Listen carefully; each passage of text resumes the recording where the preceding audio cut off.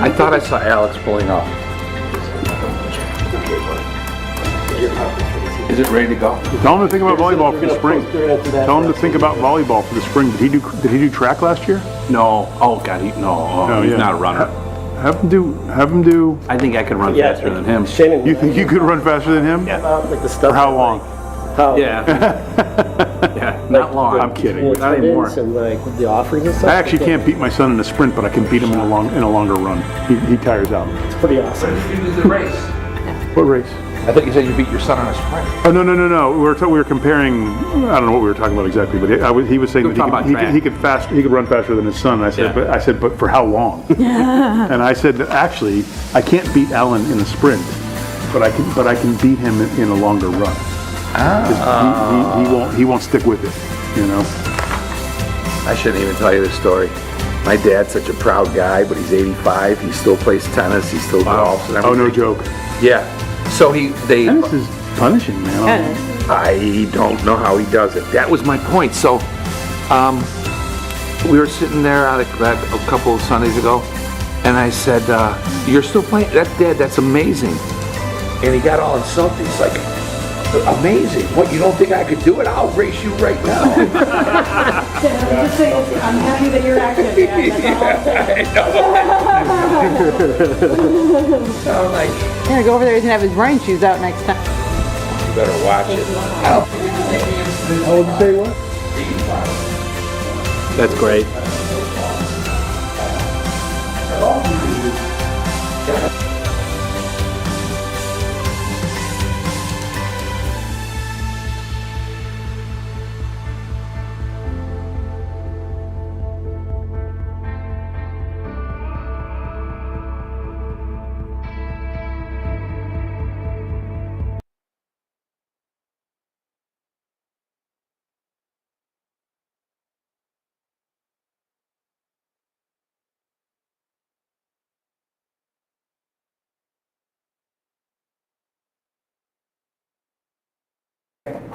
Stand for the pledge.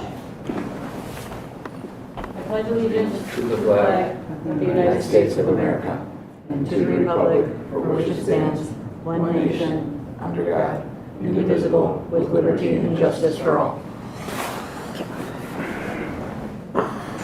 Okay, the chair will now entertain a motion to enter closed session to discuss specific employee student discipline in the purchase or lease of real property for the use of the public body. So moved. Second. Roll call. Mr. Marin. Yes. Mr. Herman. Yes. Ms. Franklin. Yes. Mr. Avia. Yes. Ms. Mill. Yes. Ms. Conover. Yes. Do you have handouts? Motion passes. Into closed we go. You got it, Kevin? Yeah. And hit record. I haven't done it yet. Someone does.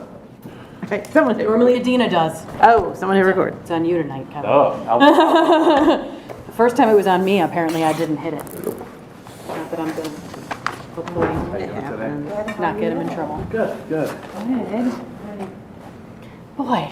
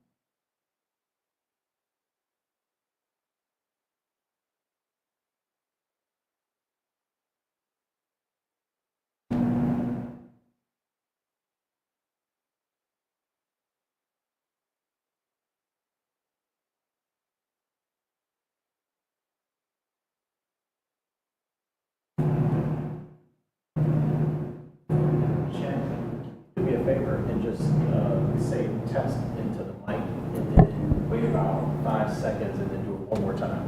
Okay.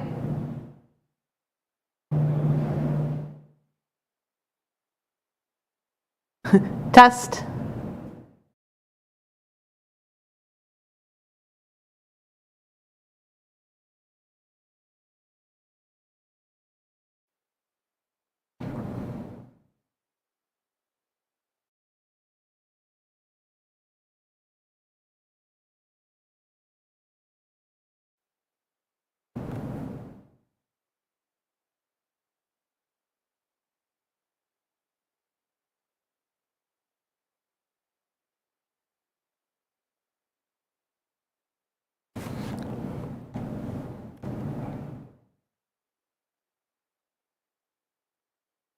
Just had to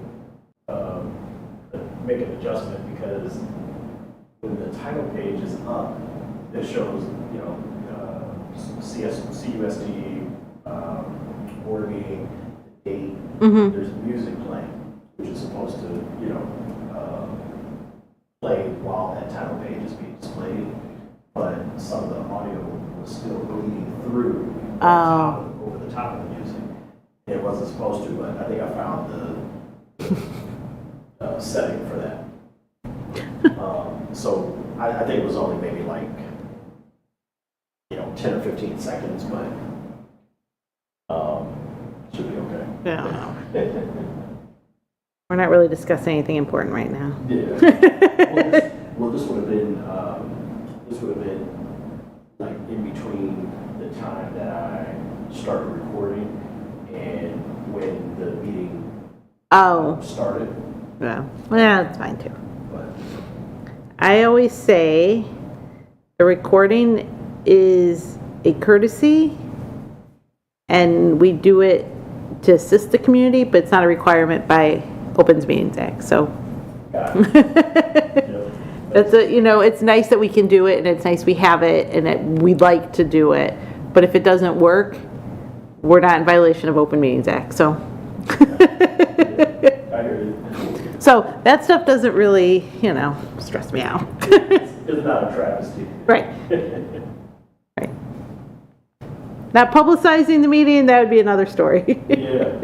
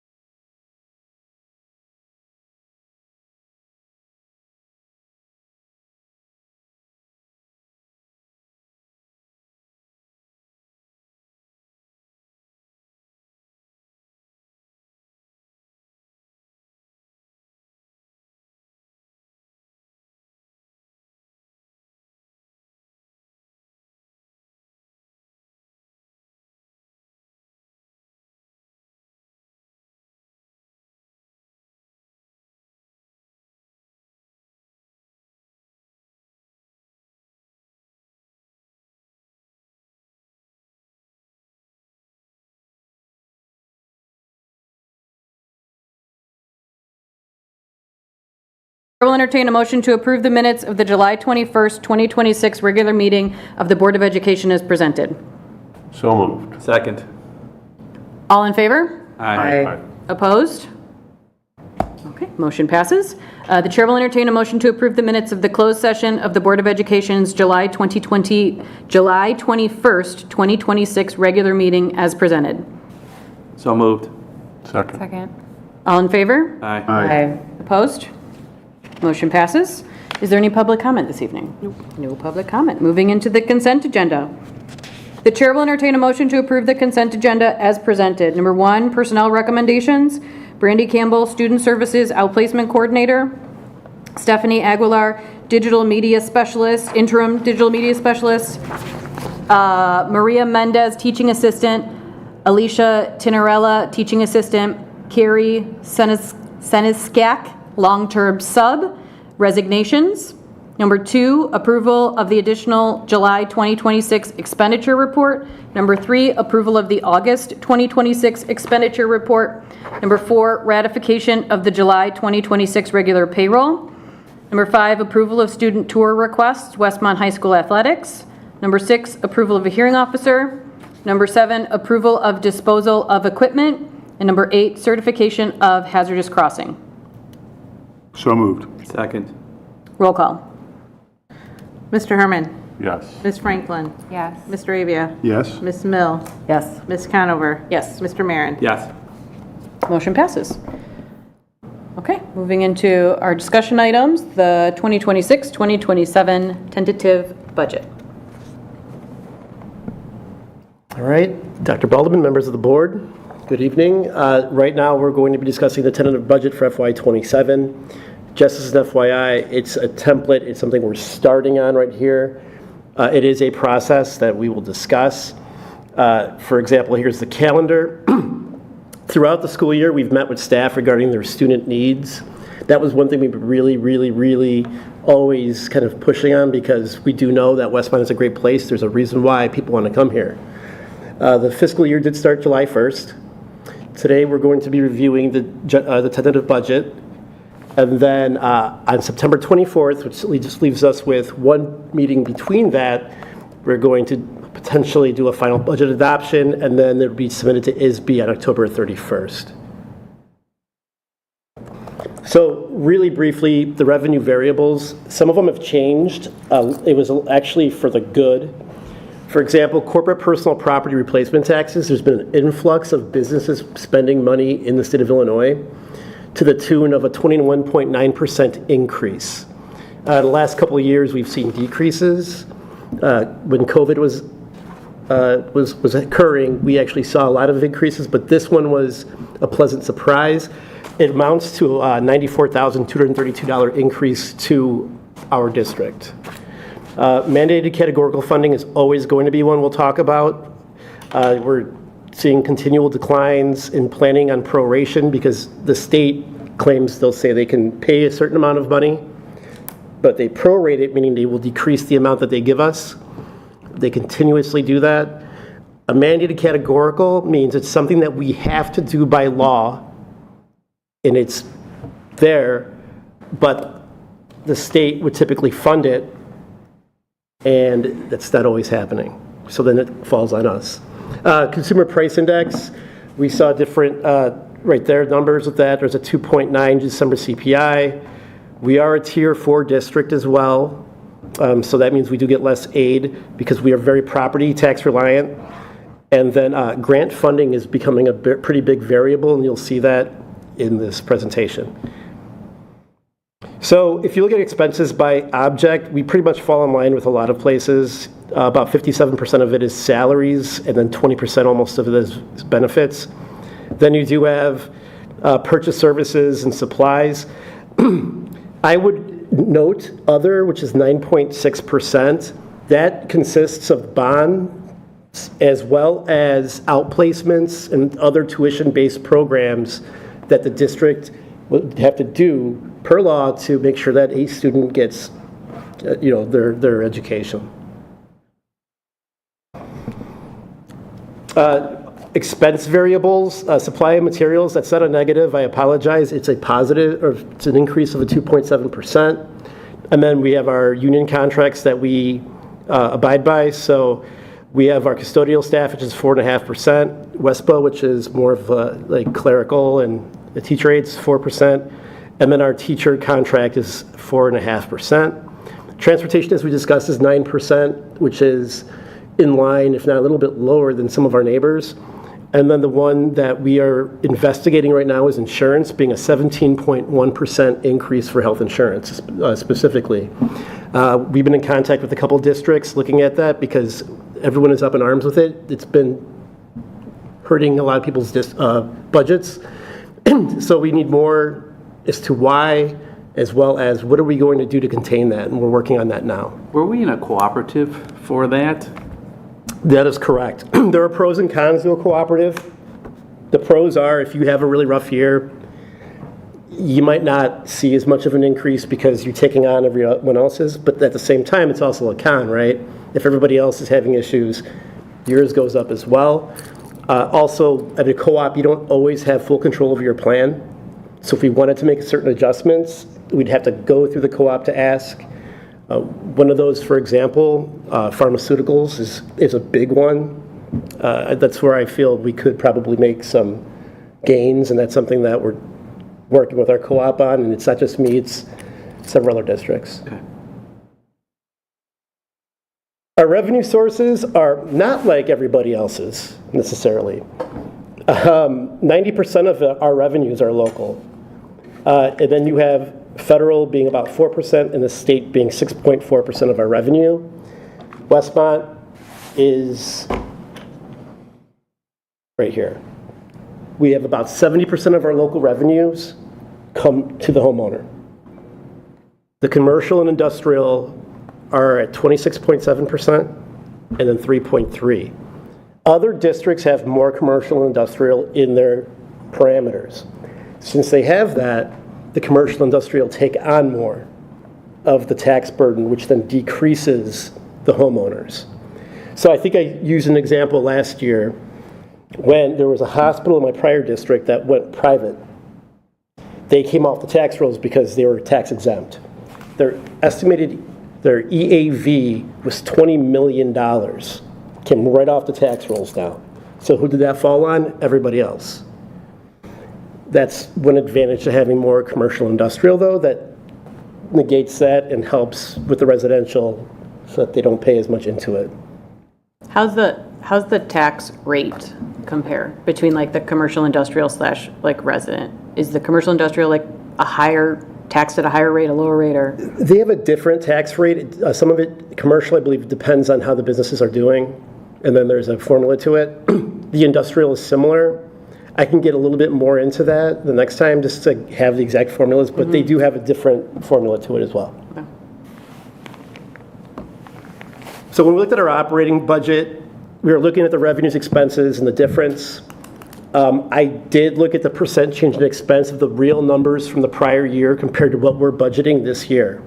So if you look at the education fund, our expenses are looking at approximately $33.4 million, which is a difference with the revenues of a little over $500,000, but we are spending 4.1% less in expenses dollar for dollar than we were in the prior year. Operations and maintenance, we're seeing our expenses kind of float up a little bit more, especially with the maintenance and upkeep of buildings. We are seeing a difference in there, but we have enough in the fund, in the 20 fund where we can support this. But if you see the percent change in expenses, it's 5.45%. Transportation, we're seeing about 3.22% increase. That expense as well is about $2.5 million. We're looking into going out to bid this year with transportation, special education specifically, because that's the brunt of it. We're close to balanced, but we do have a very healthy 40 fund. So that's why we are okay with this one. Working cash, we're not seeing anything change-wise. And then I have put in red the IMRF and Social Security for a reason. IMRF and Social Security typically do not count against this the report card, right, for schools and districts. If you go into a negative and you don't have the fund balance for that particular 50 fund where it was allocated, then it counts into operating and it counts against you. It's not a bad thing, it's not a good thing, it's just practice. So if you look at it overall, our revenues for operating is 40 million, expenses are 39.9. We're seeing a really slight difference of $28,000 with a percent change of negative 2.6%, which means we're spending approximately 2.7% less than we did in the prior year. One thing to keep in mind, the operating budget is what the state uses to determine your fiscal score. They do not count the other funds because to them operating is what you need to run in a school from a day-to-day basis. And that's why they focus so much on this. What is the fiscal score? What impact does it have on us? Does it impact our loan rates or anything like that? It could, absolutely. When you go out for a bond or if you go out for anything like that, they ask you all sorts of questions for 45, 50 minutes about what you're doing with your funding, how good your funding is, how bad your funding is, what your projections are in the next couple of years, how you're about staffing, expenses in general. So when they see that you have a balanced budget, yeah, they give you a better rating. What does the negative 2.7 or 2.67 represent? So that represents our expenses are 2.67% in terms of dollars less than last year. So this is for this coming budget, is that what you're saying? Correct. So if you showed me the budget from last year, it would show a number less than 39.973 or 39,973. If I showed you the actuals for last year, it'll be higher than the expenses that we're doing this year.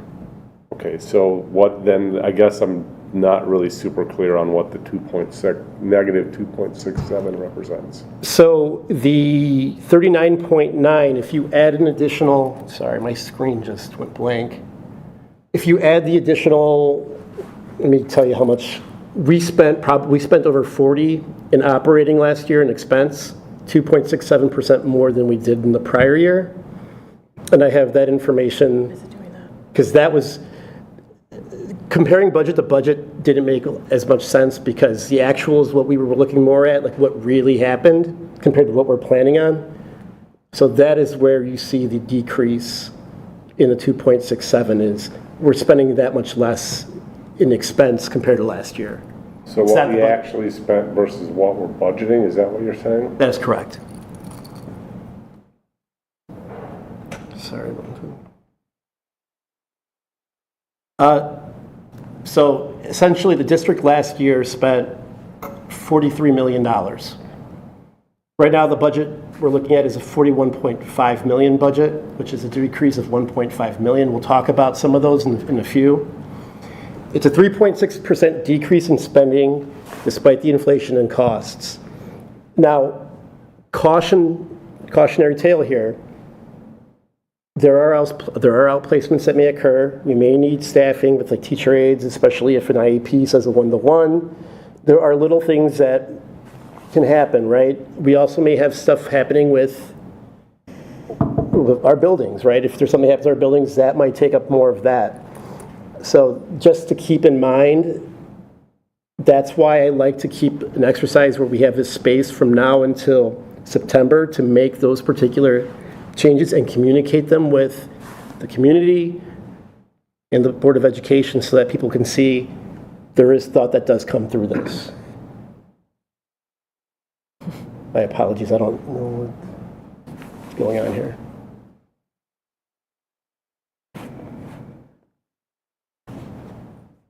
I can see it. Do you want my computer? No, I can see it too. I just didn't know if we needed it for up there.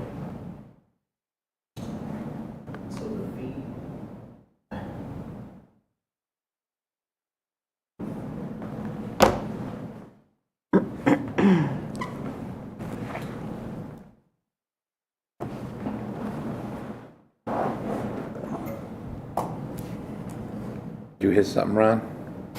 No. No, I believe it's just this device.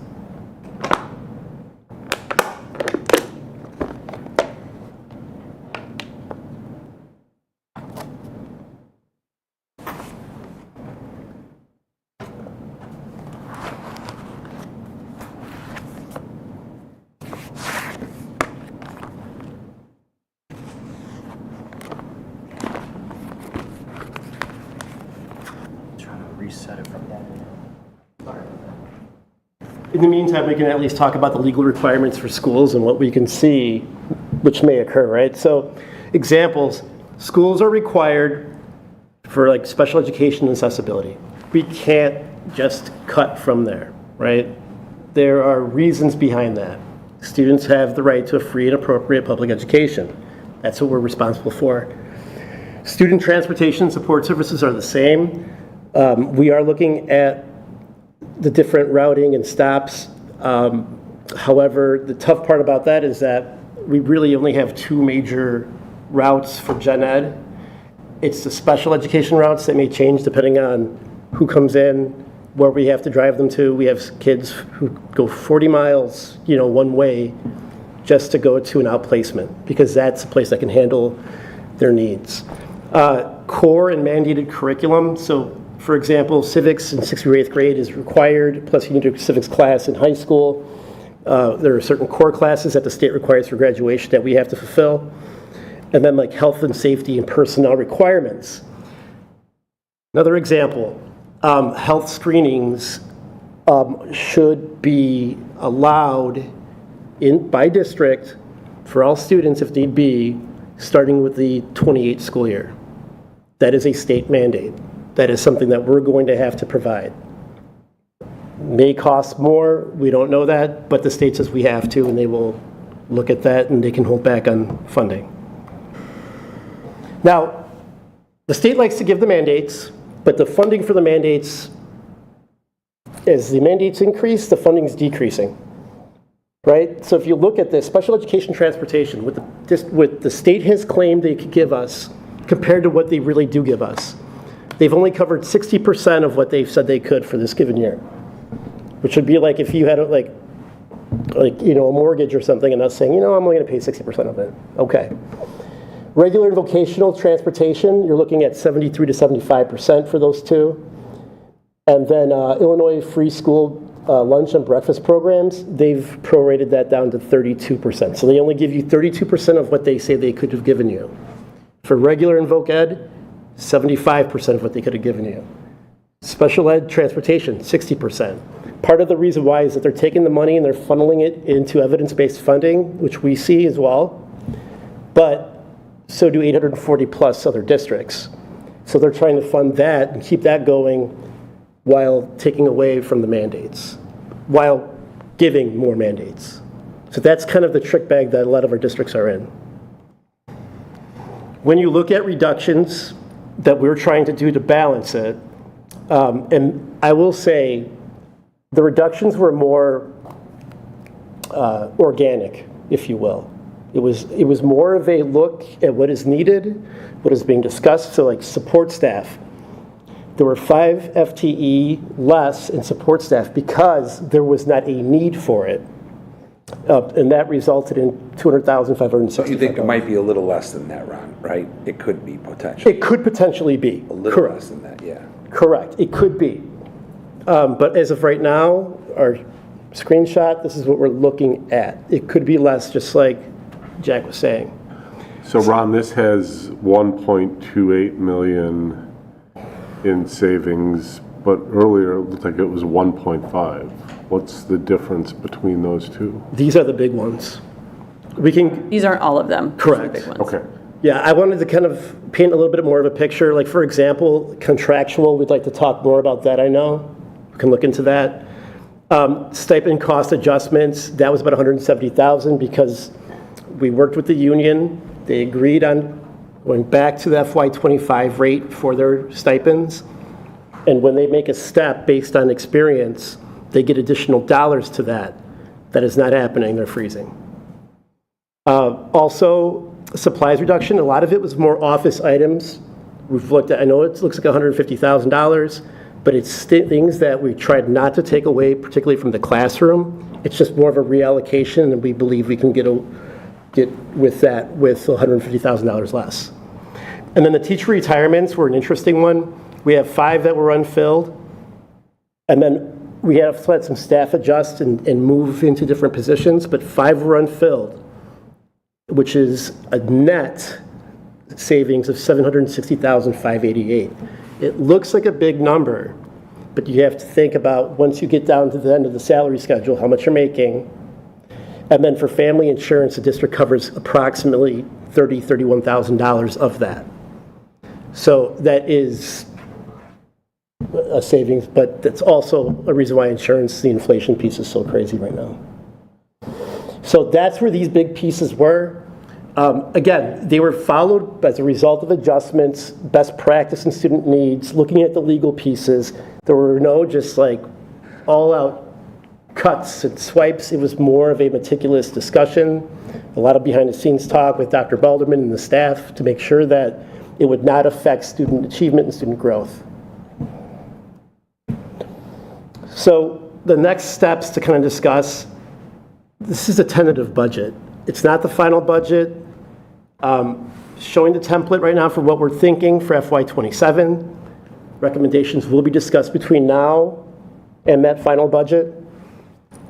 We will post it and it'll be on display tomorrow. We'll put it online as well. Adjustments again may occur. So if an adjustment occurs in the past, what I've done is I've attached, I think it's an addendum, right? Stating here's what the change is and why. There's got to be a why to it. Documentation will be shared, and then we can also talk about future budget projections in the next meeting. A budget book will be available online on Friday, the 21st. It will have all the account codes in there, as well as discussion as to what has happened. It's almost like an ACFR, where it'll kind of tell you where the FTE have gone and the why behind it too. September 8th, which is the next board meeting, we could do a quick update on the budget process and how things are looking. And then September 22nd would be the hearing and the vote. Right after that, we need to jump into FY28. FY28 is going to be crucial, just like every year, but we're going to take more of an approach where October 27th, which is the tentative date for our next finance committee, we can look at those programmatic costs review for prior year to see how much we're spending in each program. We also have to take into account the student achievement, how well our kids are doing, because that is the ultimate reason why we're here. January 19th, we're going to review the midpoint budget to actuals to see what are we doing, how is it going, what's changed, what hasn't, because again, a budget is a roadmap more than anything. Things can change, you never know. March 16th, we'd like to develop recommendations as a group for the FY28 budget, and then hopefully June of 27, we'd have something in a tentative budget as a group to discuss and to share with the community. Ron, what's the plan? What are we going to use this $1.5 million in savings to do? Where's it going to show up in benefit to the community? That's a great question. So as of right now, the savings are kind of difficult to see because for every saving you have, that we've mitigated, you also have increases in inflation, insurance, costs. I think the next step we need to do is develop a plan to where that money does go. If we have a fund balance plan like we do already, but where in particular would we like to make sure that those funds are provided?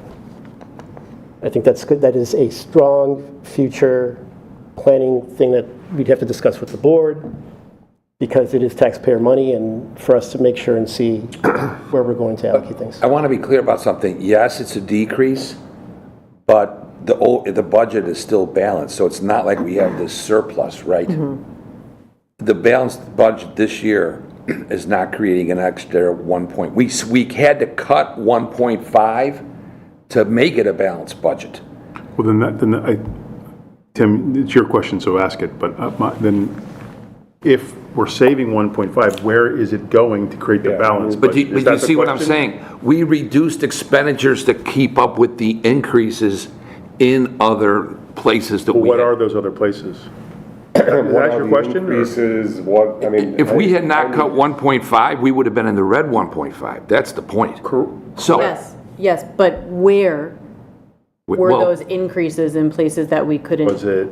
A salary increase of 4.5% as an example on the biggest component of the budget, almost 70% of the budget, the insurance increases, those things are, escalating. So maybe it's not something that gets answered tonight, but I think if you're going to represent this on the 22nd, is that correct? That's correct.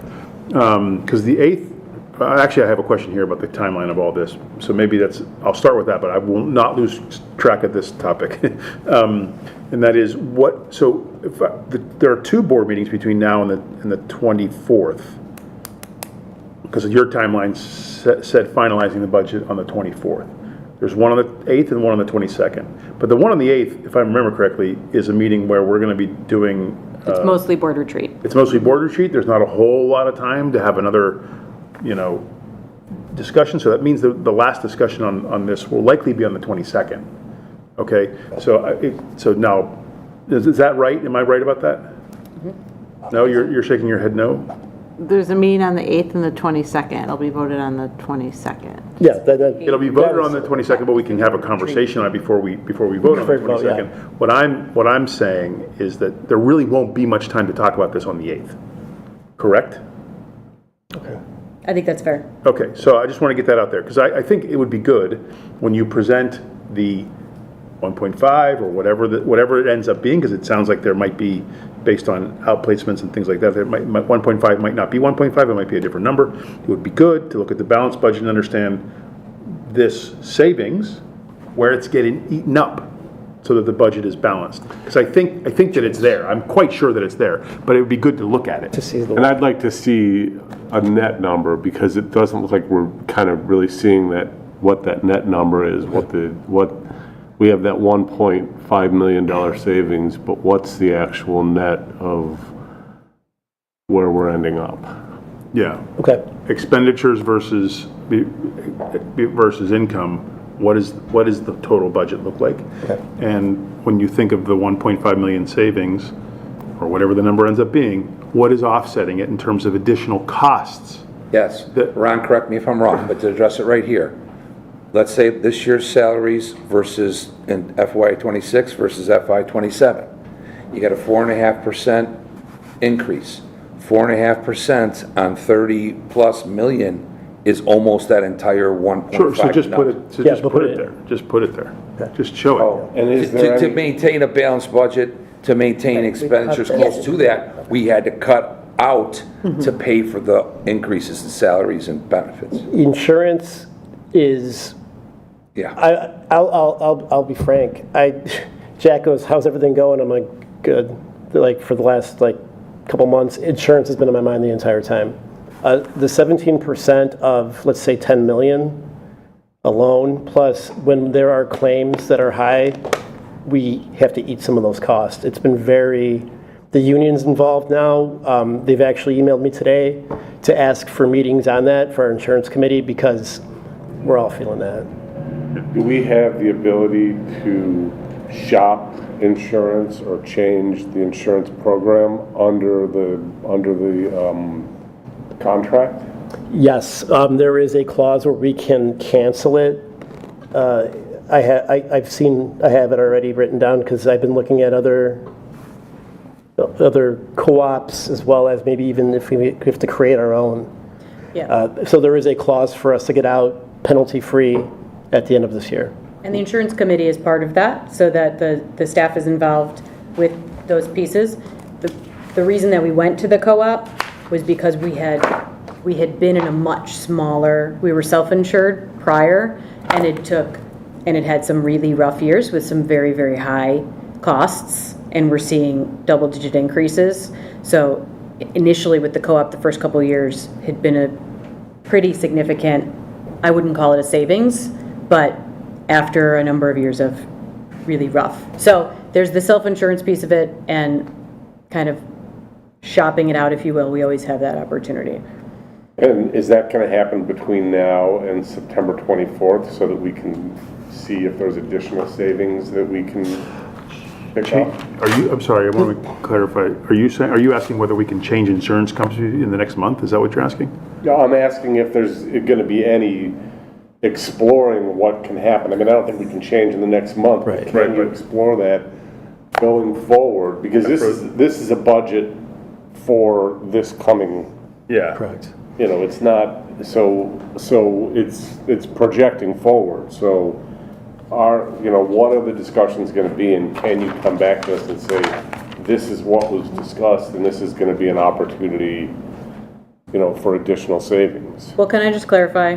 We're discussing the 26-27 budget for the school. This is the 26-27 budget for the school year that started on July 1st. So this is this school Yeah, year's this isn't budget. next year's budget, this is this And fiscal why year's didn't we budget. The know? future year 27 is when it ends. Okay, so when he says, when we're talking about budgeting for 28, that's where we have that's where we would see this, because it's the 27-28 fiscal year that starts July 1st, I should And how come say. we're just finding out about insurance costs now, and we didn't do something about this last year? I mean, if it's Well, we for wouldn't this have had, budget. we wouldn't have had this year's increase from insurance last year.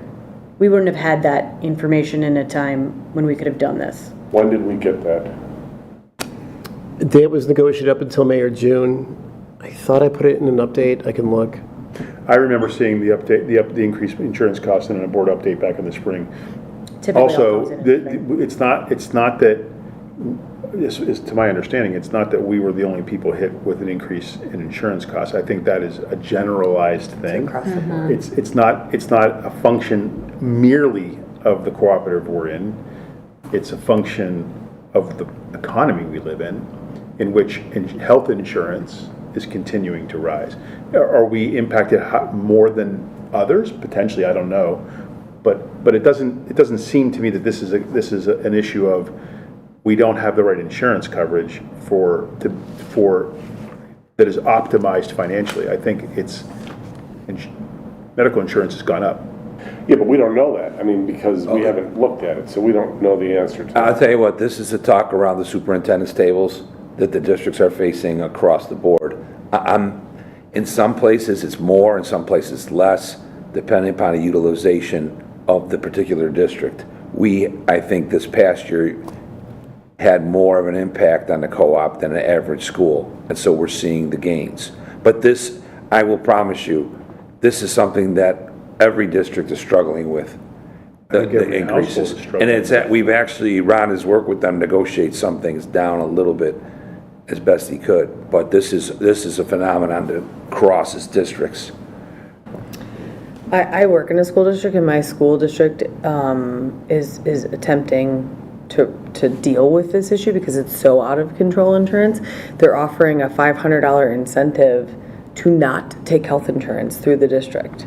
So if you do not take health insurance through the district, they're paying you $500, basically cash money, because they did the numbers and it is going to save them so much on their end. So this is not just this is not just a Westmont thing, it's not a 201 thing, this is across the board. My husband works in a school. I mean, this is across the board at every level, and not just schools, this is everywhere, is dealing with health insurance. So that's a perfect example of what I'm talking about. Can you come back to us with ideas like that, and what effect potentially that would have in even reducing, in increasing that 1.5 number higher, and reducing the expenses even more? I think I agree with Tim in that I would like to see how, because there's major effort to achieve 1.5 million in savings. I'm convinced that, for example, the $150,000 savings in office, I don't remember the category. There's a lot of supplies, Office materials. supplies, I'm sure it's not that there's just a bunch of fluff. I'm sure we're asking our admin staff to do with less. We are. I'm sure of it. I'm sure that the savings when it comes to reducing 10 FTEs, which is what I saw, which I have a question about that in a second, but is stretching resources to the max. I'm sure of that. I'm also sure that the other savings so in other words, the 1.5 million in savings, if that's what it ends up being, and when the budget's all said and done, is not coming. It's not creating a surplus, and it's shrinking available resources for everybody. And that is all to compensate for growing healthcare costs and 4%, which isn't, by the way, astronomical increases in salaries given inflation. It's not astronomical to expect someone to receive 4% annual cost of living increase. It's probably not even covering it. But that's going to continue, almost certainly. Healthcare and the 4% is going to continue. And I don't know that we can buy fewer staplers. I don't know that we can have 10 more FTE reduction in the following year and the following year and the following year. So I think it's really important that while it's great to celebrate the savings and explain the savings, I think it's really important to note what it's offsetting, because I don't know that we can continue to save 1.5 million every year, but I'll bet the costs are going up by 1.5 million every year. And so to document that is important. And if that's what you're talking about, then I agree. Partly, I mean, and partly, is there opportunity to save even more? I mean, it seems like the 17% in health insurance costs, I'm sure that's a huge number when you look at the number. Yeah. And if you can even cut that by a couple percentage points, it's going to make that 1.5 million go even higher. So, that's what I want to see is, are there opportunities to even squeeze a little bit more out of this without stressing out the system? Yeah. We have a strategy, we're going into negotiations here that's aligned to what you're asking for. So, yes. If we were to, for instance, with the insurance piece of it, right, figure something out. Again, we're talking about 26-27, the school year that we are currently in. Would we be able to change insurance mid-year? What is our, or would we, because we've got contracts, right? Correct. So and this is a little bit, I will admit, I ran my own business for a number of years, and the idea that I couldn't just change month to month my expenses was here in the district was particularly hard for me to figure out, that we essentially We're locked into some things. we have a year, right? We are essentially making guesses for an entire year of expenses. Is very hard to kind of think through. But most health insurance runs from January 1st to December. Well, so that was going to, right, so what is, Mine because doesn't. our fiscal. Mine runs from July 1st to June 31st. Well, and you got open 30th. enrollment, I've seen. ours goes July to June, because because that's so, right, if we were to find, or look into the insurance piece of it, for instance, right, is it even reasonable, possible that we would see any of those savings on this year's budget, which is what we were talking about, or is it we wouldn't be able to do anything for this budget year because it's already started, it's already set, we've already we're there, right? And it would be part of our planning in the finance committee for the 27-28. Do you know what I'm? Yeah, I agree, and I think to overlap what you're saying with what I understand Tim to be saying, which is, and it's definitely what I think I was just saying before, which is, yes, $1.5 million in savings this year, great. That might be all we can get. We might not even get that much. We might not even get that much. But what are we going to do next year? Because the 4% isn't going away. It's not going away, and neither are other things, right? And so, to the 2027-2028 planning process, this needs to be talked about and it needs to be addressed, right? Because if we think that we're going to continue to shrink our budget year after year after year after year, I think that flies in the face of logic. That's not our strategy. I'm not saying that is your strategy. I'm saying that, I think Tim was saying that he's expecting to increase the savings year after year after year. More savings, more savings, more savings. I don't think that's logical. I don't think that's possible. I think trying to find a better insurance proposition is a solid thing to look at. But the notion that our costs will go down year after year doesn't seem logical. And I'd like to document that. Yeah, through the I'm not process. saying costs go down, but continuously looking for opportunities to maximize our dollars. Yeah, yes, of course. Yes, and when you see something like a 17% increase, you know, we've got to do something about that. I mean, you can't just let that continue to compound, because if it's 17% this year and then 17% next year, that's a huge. Massive. It's massive. Agreed. Yeah, it's. So I think So this is, that's I think this is a little bit of an anomaly. I think our people utilized our insurance policy at a higher rate this past year. There were some pretty significant Yeah. health situations that are not typical. I don't know, Jack. This year could be an anomaly in insurance, and I also feel like every year there is an anomaly in something. There is some. Transportation. Right? Transportation, Yep. in 2021, we took a 23% increase or something like that. Like, we took double digits year over year. Like, I just think that to that point, right, like, yes, this year it just so happens to be insurance because our utilization was particularly high. It will be something else next year. We don't know what that's going to be, and we might not know until spring when it's already kind of too late to impact the next school year, but we can impact the school year after. So I think these are all good points, and also this is the work of the finance committee. So these details, it's not board work, okay, but the finance committee this is the regular business of the district that the finance committee needs to focus on. So to Ron's point, if you already set up, the finance committee meetings for the year and kind of what the plan is, and that programmatic audit being kind of the beginning of it, that's the beginning point of that 27-28 budget, which is when we take a look at this year's, the things that we took hits in this year, our insurance and da-da-da-da. That's when we start looking at that stuff and start looking into, well, not start looking, but the finance committee might start looking into it more with what are our options with the insurance. And when we went into the current insurance cooperative, right? Boy, I learned a lot about what our options are in the insurance piece of it and how we do it.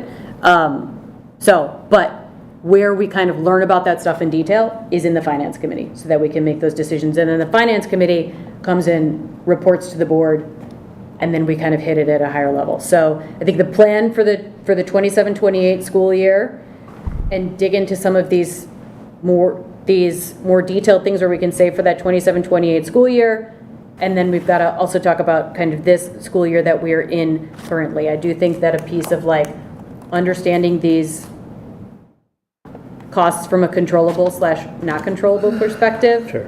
Right? Because salaries aren't necessarily controllable from this year to next year, or on this year's the salary increase, because it just is what it is, right? But seeing that 1.5 million, what part of that is salaries, et cetera. But seeing those things maybe in a little bit more layman's terms to some extent, or... And I think that since we're going to be asking the community for $68 million in a few months, that we really owe it to the community to have these discussions, considerable discussions. And I mean, we're asking them to give us, basically a $68 million check. We owe it to them to say we're going to do everything we can, including looking at what we have that are wants in our district versus what are needs. And I think that we need to look at that and say, are these really needs or are they wants? And is there an opportunity to cut some of the wants out? Well, you can bet when you cut out, I mean, for a district our size, like there's a neighboring district that's very well thought of. If you do a ratio, this would be like that district cutting 50 positions. For a district of our size to not replace 5 positions, that is a very careful analysis of what we want versus what we need. I agree with everything you say, Tim. We need to scrutinize, and trust me, we do. And that is how, in our little district, we had these kind of reductions to offset the additional expenses so we could get to a balanced budget. And we have a healthy fund balance. But we will continue to scrutinize, and I like what Leah said. We need to go over, and Carlos asked for strategy. we should do that work in the finance committee and we can lay that out. Yeah. So one other, you mentioned FTE. It would be nice to see the total FTE on here, okay? Because that total number is very helpful to show year over year. Because truly, that's staff, right? When we talk about that's staff. We've not replaced 5 positions, and then 5 other retirees were replaced by lower, Can I ask a younger question real quick? positions. Because the way you presented the information, it looks like we have a total FTE reduction of 10. That's what it looks like in the presentation. 5 support staff and 5 education. And so is that truly a net 10 FTE decrease across the district? It is I could tell you off the top of my head where those 5 teaching positions were cut. No, Carlos asked if it's 10. And then Across it's the additional FTE coming in the form of support staff. So you're saying 5 teaching positions were certified reduced. teaching positions were reduced Yes. and 5. Full-time employee, FTEs are full-time employees. So I'm asking if we had a 10 FTE reduction across the district. That's what I'm asking, net, not we Gotcha. got rid of 10, but we added 6 or whatever. And that was my earlier question, is I'd like to About the dollars see as the well, net. right? I'd like to see the net. The net. You know, I think it's show us important. what the net is. I think it's important. I think it's important that be clear, which would be clear if we had a total FTE count Yeah. year on year, So I don't think, frankly, I don't think the district hasn't been doing this. I know that they have been. I do think that we haven't communicated it very well. Right. And that is the piece. Yes. Because I do think, Yes. I know, I've been on the finance committee for a number of years. I do know that the amount of work that has gone into trying to find every single dollar, and I know that I want to understand it in a way that I can understand it, not in a school finance way, right? And that messaging hasn't gotten across, right? I do trust you, Jack, okay? And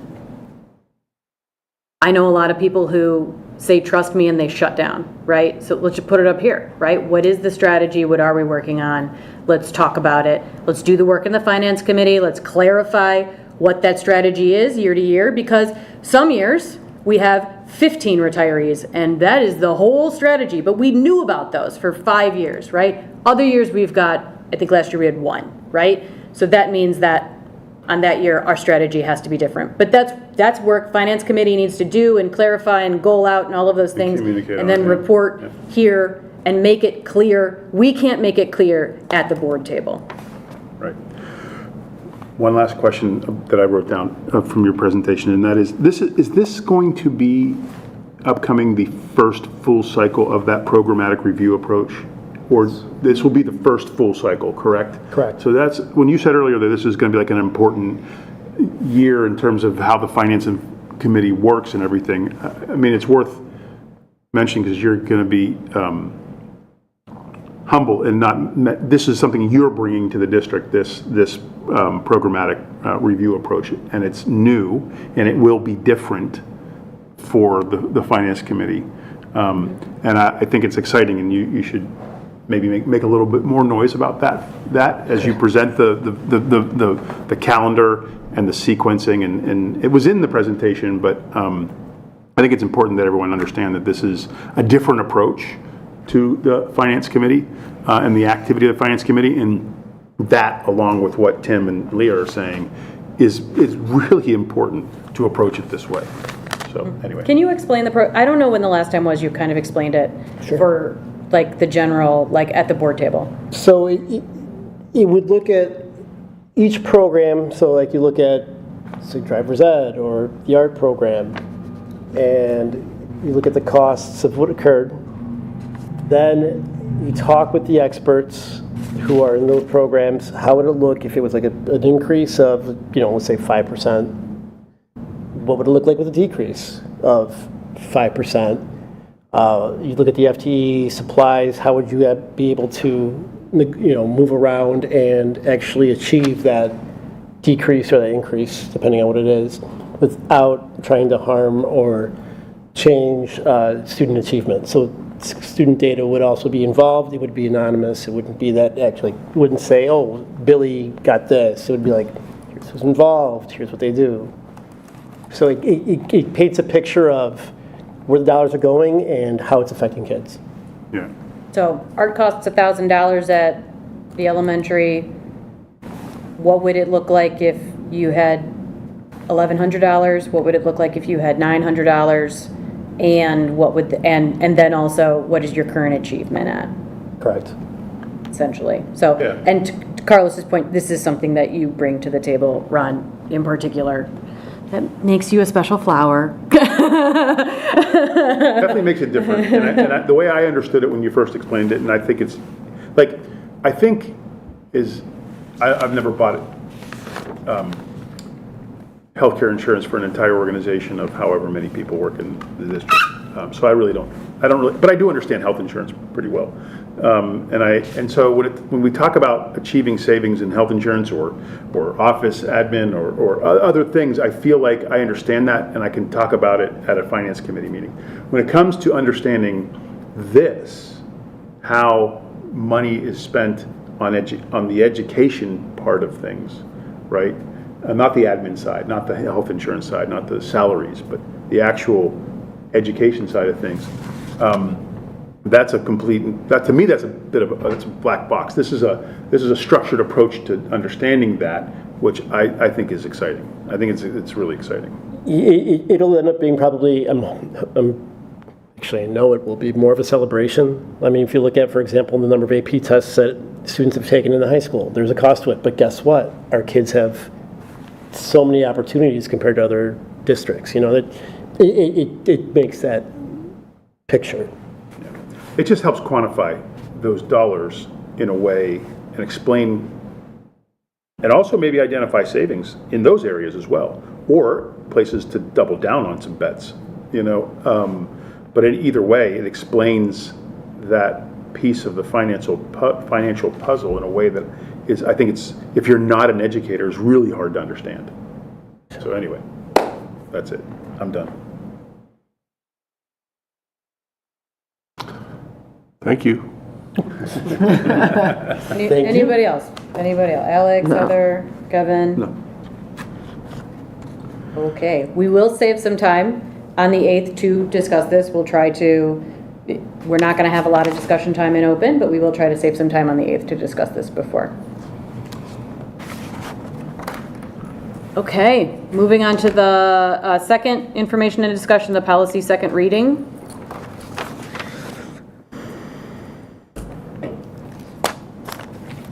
So everybody went through the policies.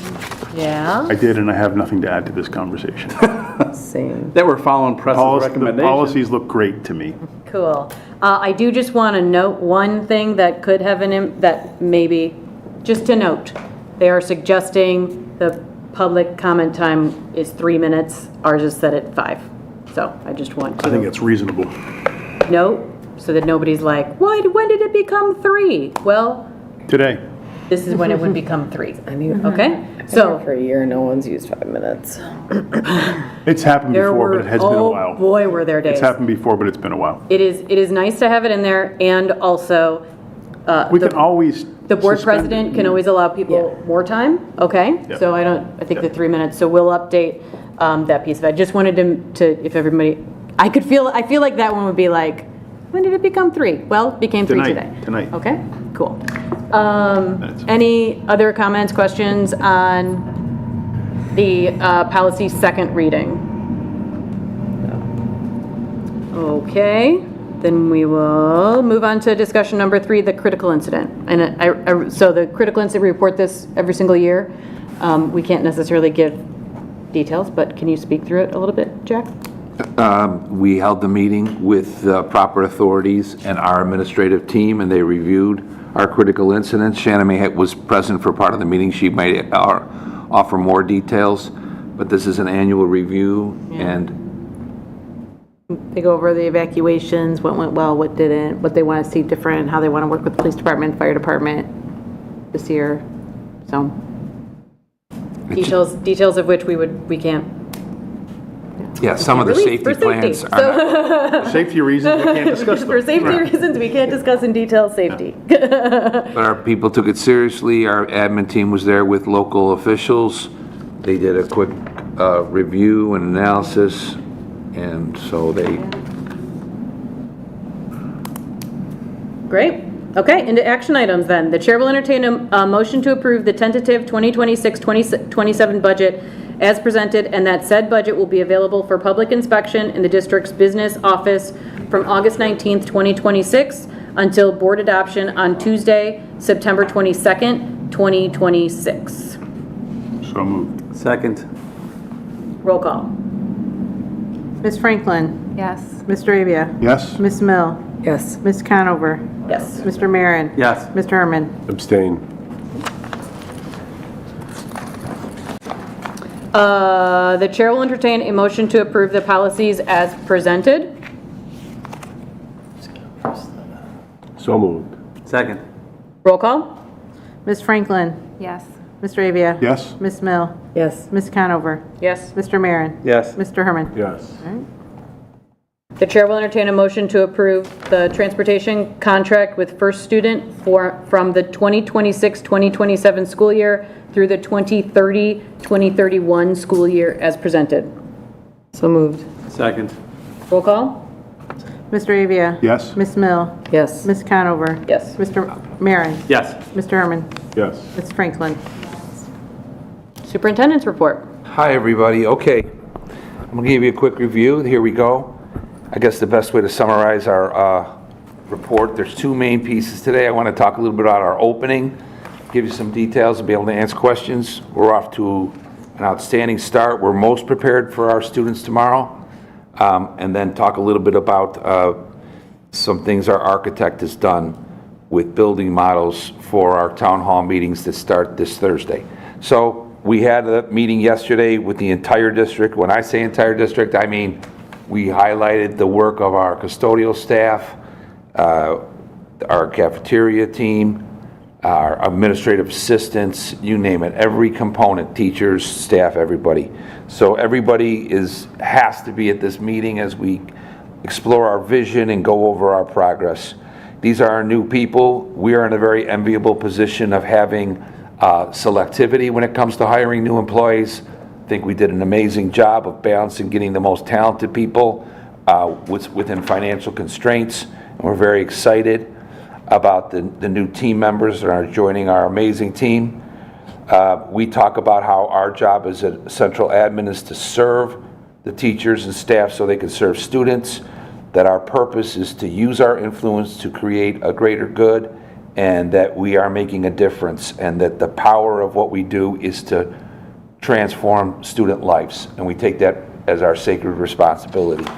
And I told the staff, and I believe I'm in a unique position to say this, as somebody who's worked in 7 different school districts, I'm entering my 38th year, I've worked in 49 states in Canada, that we do have the best staff when it comes to making a difference for students. Our main takeaways were that what you do is important, you improve the lives of our students, that's what we're all here for, that you will be supported and encouraged in your innovation while we still hit ambitious targets. Do what you can with what you have where you are, and their work is outstanding and appreciated. This is really, show me other district in the country that's doing this. Chicago Magazine comes out yesterday, ranks the best high schools in DuPage County, Westmont High School #1. There's no way that should be happening, quite frankly. And this, one of the wealthiest districts in the state, in the country, our high schools rank #1. That's really just incredible, and it's a testament to Dr. Weck and our entire team at the high school, and it's really impressive. It's not just Chicago Magazine, it's ISBE, it's the College Board, we'll talk more about that in a sec, 5 Essentials, chronic absenteeism, where we're top 1% or the best. Now, the way they do it is that one year they do high schools and one year they do elementary and middle schools, so guess what? Our junior high is ranked #1 in DuPage by Chicago Magazine and ISBE too. So Manning is number 12 or 11 amongst the elementary schools in DuPage out of almost 280. So that's incredible. And as I say, it's not just Chicago Magazine. It's Illinois State Board of Education that has this exemplary. It's the University of Chicago, one of the top research institutions in the country, that has us in the top 1%. It's our chronic absenteeism that's in the top 1%. So I think it's really important. We talk about why what we do matters and the impact we have and how we're here for joy and passion. And, pressure can, create diamonds or burst pipes. And we talk about the importance of a balance in the whole child. And I think that is why we get the results we do, because we love our kids and we're not putting them through the correct pressure cooker, but we do have high expectations. But they know we'll be in the deep end with them. Here's a quick celebration. Top 1% in the state in chronic absenteeism, top 1% for 5 essentials, top 1% for growth. The high school, top 2% in 3 through 8, top 3% ELA, all 4 schools exemplary. The number 1 unit district in Illinois for growth. Number 1, best. And then we just discussed number 1 in DuPage at the high school level and at the junior high level. If you don't, I talk to my colleagues, if you don't think that they will wake up wanting to be in that same position, please, they would kill for that. Our science proficiency was outstanding this year at every grade level. Advanced placement, this is the college board, not me, not anybody else, the college board that is respected by colleges and universities around the world. They set the curriculum for the most ambitious students in the United States of America. And what do they say? Our high school is in the top 1%, even higher. Chronic absenteeism, top 1%. This is the thing I love. We made the challenge to our community. Let's get our kids here, 5 or less days absent. And these numbers, most districts won't even set their SMART goals this ambitious. They won't even think about it. Most of the closest is triple this, quadruple this, in some really quality high schools in our area and elementary schools. This is off the charts of achievement to go with all the rest of the stuff. But we need our parents as we start the school year to make that commitment again. Because if kids are not here, they cannot learn. And the taxpayers pay for the education. The kids need to take advantage of it. And families have to be part of the equation. Amazing results. I'm not going to go over all this data, but in literacy and math, just off the chart. Look at those literacy numbers. Our goal is to continue on this, but look at the percentage above the state average, the growth from 2021 to 26. It's unprecedented. I challenge anybody to show me a district that is doing it better. The state says we're number 1, we are. Championship vision, that's what we live and breathe.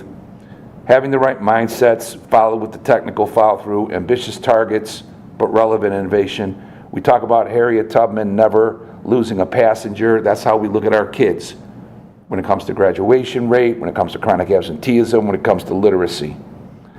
We talked about supporting creativity and risk-taking, not just, making it joyous, making it relevant, offering kids choice, taking risks. This is an example I use from my own teaching where I really prided myself on making sure that what the kids were doing didn't just go from the teacher's desk to the student's desk. It went out into the world, and we have so many examples, and then they were featured on a radio show.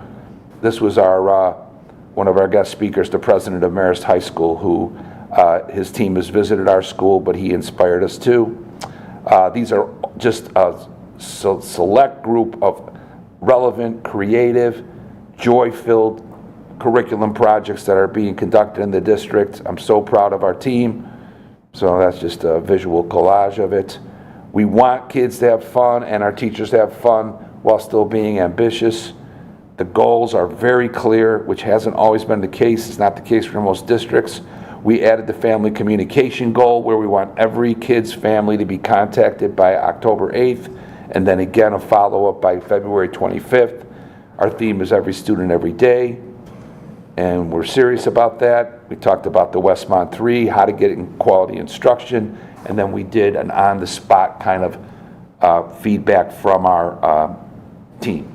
So it was a magnificent first day. The teams have continued that. We are ready for our students, and I'm super proud of our kids, our families, our school community, and our staff. We talk about making a difference, and this is the kids' one chance at education. So that's a quick recap of getting ready for the year. The next thing we have is, do we have this on electronically or not? Before we jump into this, can I ask you a question, Jack? Sure. On the school communication, I think everybody just got text messages today about school status. Yes. Can you just, that's a new, School status is a new tool that we're using to try to enhance communication with all of our families. So all families will be invited to that, and we're going to utilize that to find another way to reach out, communicate, stay in touch. We do have Skyward too, where people can check student progress, but this is a new communication tool to try to even further enhance our connection to our parents and families. so should we, I think, and maybe this is something that will come out per each school, maybe just understanding, like, should we expect to get, like, email s'mores, or should should we expect our weekly communication should we be communicating with teachers through this versus email? Like, because it seems like quite robust, right? And really, I signed up today and it's got like all the right stuff, right? So like, and it seems like it would be make the most sense instead of like going to 80 separate places to communicate with the school, but maybe some clarity on like what should we expect from using this communication tool, and like maybe what we shouldn't expect anymore. Not that I don't love all the s'mores and all the emails and the text messages, okay, but should we not expect those anymore? Will they come through school status? And maybe that's something that the principals are already planning. Maybe you guys have already talked about that, but I think maybe just as a parent, that would be, I love a communication tool, but yeah. should it? Some people should thought that it was be- like a spam link as well. Ooh, Okay. Because We'll get clarity. We'll communicate about our communication tool. just some like because whenever I have to email the teachers, like the first time I have to email them in the year, I'm always like, oh my gosh, what's this teacher's email? I can't find them, da-da-da. So like, hey, if it seems like they're all in here and like it's super easy, I just click on a name and like I go to it, that seems like ideal to me, but is that what the teachers are expecting, or are they expecting to get emails, right? So I think just some direction on it. I like a new communication tool, but it's not gonna roll itself out. the text message asked if you wanted to report it as spam. Like it came unrecognized. Oh, mine didn't. I think that might have just been, I got 2 also. Well, it looks like we need to get some clarity and make a statement to everybody in the district, so. Yeah, just so, thank you. Thank you. I don't know if we have this next one electronically or not. And Ron and Leggett worked on this. This was a request from the board and from community members. We can bring this up. Yeah, there you go.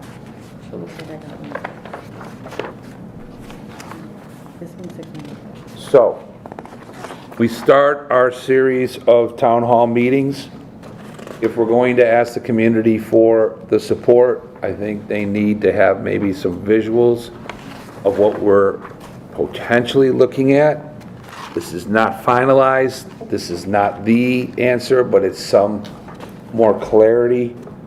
So if we look here, this is a conceptual site plan, 3D. It's not been finalized, but it's giving some flesh to the concept. And the next one is another view of the conceptual site plan. We've kind of seen this in the last few weeks and months. Just another representation. The next slide is an example of Leggett's work of what a new school building could look like. Once again, this is not finalized, but this is something that is in the realm of possibilities. The next slide again is a visual representation of what a new school would look like from the outside. Next slide, the same. I'll just speak in general terms. We know our community. We're not trying to go avant-garde or super innovative. We want to do something that's more traditional but classy, without overstatement, but something that the community can be proud of and still fiscally responsible. There's an overhead view again, to start bringing it to life, to see what... Is this an overhead view of like An example. of an This existing picture right, building that? this yeah, picture yeah. right here is an existing building because it happens to be in our neighbor's. This is, if I'm not mistaken, like it's it's Is that Prospect. Clarendon Hills? That's Clarendon Hills. Yeah. So they use the examples of what Yeah. it could look like with the detail. Those are real buildings. And I believe the one before it, Did Leggett do that No. building? They can do the design type of like Some of these are Leggett's designs. yeah, right. That's what I'm saying. That these are, I'm assuming, like this is just a rendering, right? funny. That's like that's not a real. They're all rendering. They're all. I think the site plan is the most honestly. I mean, not that the other things aren't interesting. The buildings may not look like that, and we certainly wouldn't want to copy the neighbors. But whatever. But like the site plan is super helpful. We have that, and then we show people some work that Leggett's done for the interior shots of the building. Love this. So, Wow, looks just like Manning. the hallways, I mean, if you could compare and contrast this to our current state, I mean, it's night and day. What are you planning to do with this? Show them at the town halls. That was one of the requests from the public, Yeah. that Yeah, they to could see get some it- examples of what Leggett could potentially do.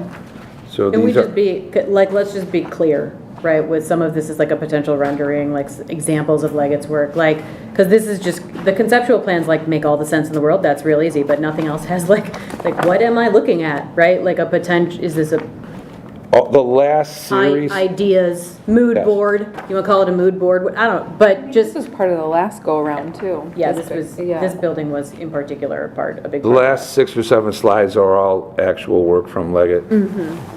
Make sure everyone knows we're not going to call it Mariano Azuela Elementary School. That's on one of the pictures. But that's a living example of what it No, could I know be. what it is. I'm saying, but I think what Leah's saying, and I definitely, if she is, I second it. Make sure people know what they're looking at. Yeah. Because not everyone will know when they look at this picture that is this going to be called that? Is this what the building's going to look like, Jack? I also want to be really clear, these town halls are not to design a building that we haven't even passed a referendum for yet. I want to be like really clear, that is not the hour. The hour of these town halls is not like, tell us what brick you'd like to see. That's just a fighting point. That's just that's distracting. Just like, yes, examples, and also like, what, these are just some examples of some of the work that Leggett has done, that if this were to pass, like, these are some things that we could see. Yeah. This is, Like a Leggett portfolio, like, Yeah. this is what you're looking at. It's Yeah. not, Yeah, because all of the pictures past the site plans, all those pictures are just that. They're portfolio Yeah. of examples of other elementary schools. That's what this is, right?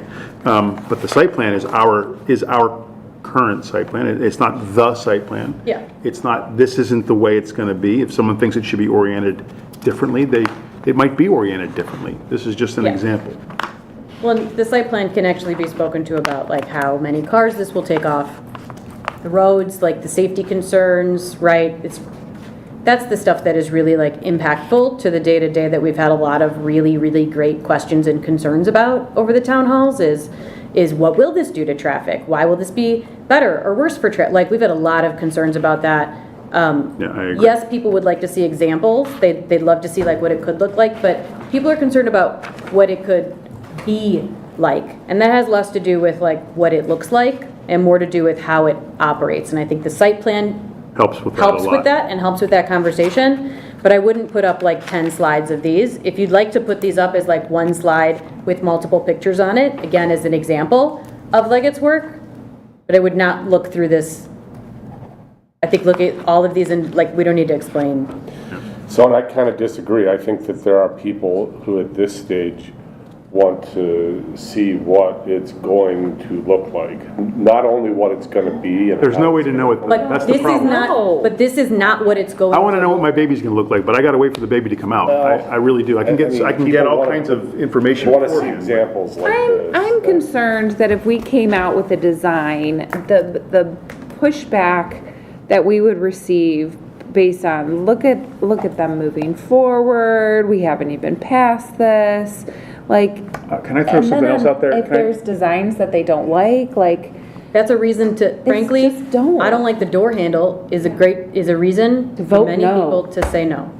And I'm going to add also that in order to get real renderings, real designs, this district would have to spend Real money. hundreds of thousands of dollars on architects to get that.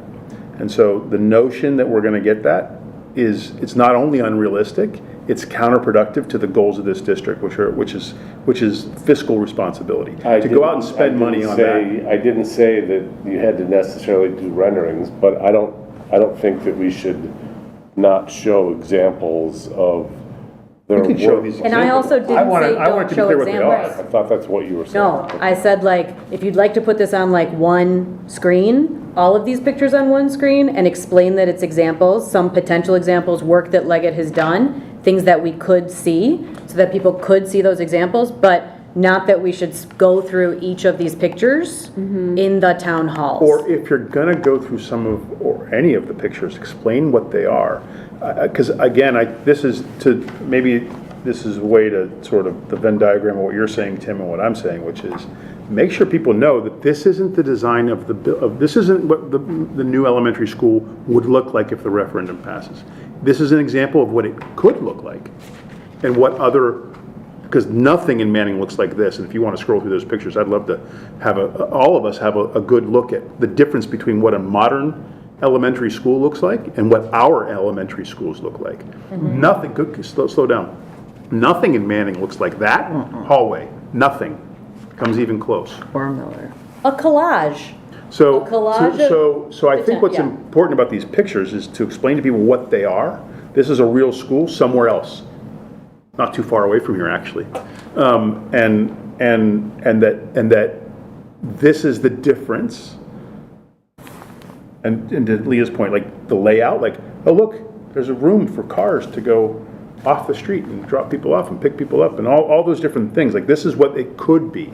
But what it is going to be is not known at the moment, and it can't be known until we spend a pretty penny. I'm not, Yeah. obviously, you're not gonna know that, but Yeah.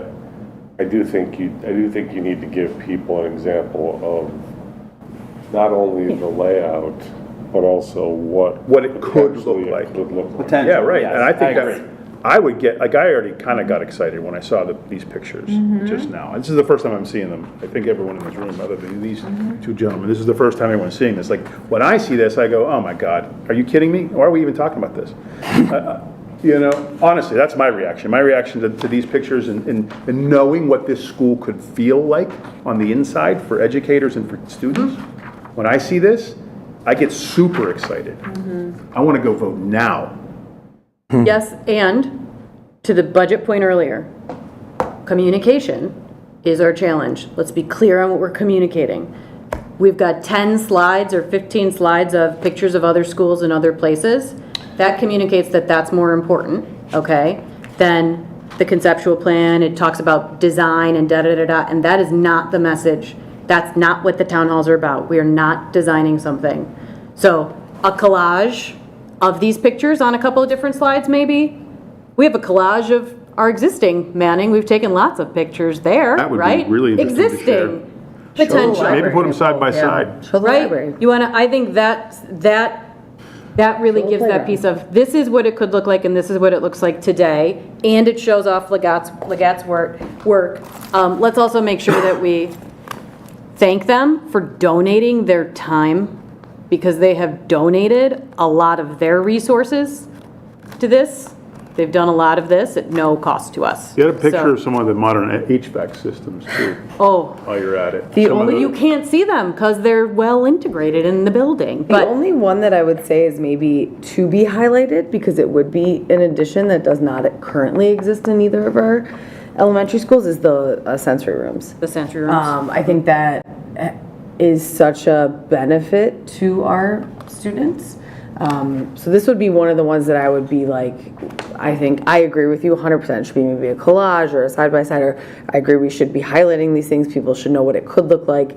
this is one that I think will help people understand why a new school can be so beneficial. And so different. Yes. It's not just about square footage. Right, because this cannot exist in the schools we currently have. There's no room for it. It's not just about the square footage. It's about the way things are laid out. Yes. You couldn't do a different layout in the Yes. school we're in. You couldn't do any of these things, or many of these things. It's not just about we need more square footage with a better HVAC system. We need a modern school. And I know that this company has helped build specifically a special education school. Yeah. That my mother works at. So I know that they have multiple examples of sensory rooms, because there's like 7 in that whole school. They have a whole OT gym and a speech center, and not that we're necessarily putting that within our school, but like, that would be my only thing to say, like maybe highlight a little bit that like this would help improve the learning of many of our young students. So we'll slightly limit the number of like the exterior shots, keep the opening shots. Or Yeah, mush well, them that's why together. we're showing them to you, so. Yeah. give When you some put multiple feedback about pictures that. on one page, visually that says this is an idea page. When you put one picture on a page, visually it says this is the thing. That's different. Yeah. Right, saying like, this is what it could look like, or things they have done. Not an industrial, we're not trying to put in like a steel industrial building, put in a red brick building. Looks like the rest of the red bricks in our bricky town. That was built on bricks. Like, we're all here because of bricks. Okay, so we'll make some revisions, but we will do some visual presentations as part of the town hall meeting starting on this Thursday. Great. So close. Okay, Thank you. A day and a half. thank you. Board reports.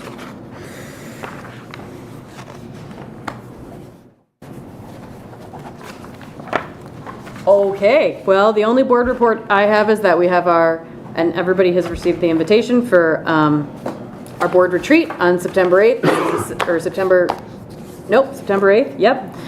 This is essentially part 2, if you guys remember, of the board retreat that we had in the spring. So more info on that to come. Yes. I was looking at that invitation and realizing that I don't see invitations to the rest of the school year's board meetings themselves. Did I miss that? Has that been out? Has that gone out? They're out? I've never had it, but I've added the district calendar. I added the district calendar to my calendar. my calendar. Okay, all right, well then that's what I'll do. Yeah. Yeah, because then if you do that, you'll have any updates Right, automatically. yeah, right, So- right. Sounds great. So just be aware, right? Most of that will happen in closed session, and just plan that that's going to be the evening, so just be in the Leah, mindset. I see that there's the board retreat from 6:30 to 8:30. And I just kind of put, school board meeting 6:30 to 9. Is this taking place of our school board meeting? it happens during the school board meeting. So the board retreat is a board meeting, Okay. and the retreat happens in closed session. Okay, got it. So, So there's just no public board meeting, or no, we there's will have a There will public board, be, but it yeah. will be very, short? it will be very short. We Go, will, like, into close. yeah, we will try not to have much okay. closed at all. We'll make some time, we'll carve out some time to talk about the tentative budget, okay? But That's what I was otherwise, saying really, before about how on the 8th, there's just not going to be a lot of time for no. other I boards. just kind of guessed on like Okay, the super. timing. I was just making sure I wasn't missing anything. Nope. Any other board reports? Do we have any public comment that came in? Yep. Okey dokey. Future meetings and events. Tomorrow is the first day of student attendance, August 19th. We have the day after, our new school referendum informational meeting, town halls, August 20th, 6:30 PM. This one's at Manning, is that correct? Manning Gym. Yes. August 26th, essentially the next week. August 26th, we've got Miller's Curriculum Night at 5 PM, Manning's Curriculum Night following at 6 PM. The high school has its open house on September 2nd at 6:30 PM. The junior high has its curriculum night September 3rd at 5:30 PM. And then all of that followed by the next CUSD 201 regular meeting of the Board of Education, September 9th, 6:30 PM, right here. It's 8th, September 8th, sorry. September 8th, 6:30 PM, right here at Village Hall. Okay. With that, the chair will entertain a motion to adjourn the August 18th, 2026 regular meeting of the Board of Education. So moved. Second. All in favor? Aye. Aye. Opposed? Motion passes. What I'm saying is,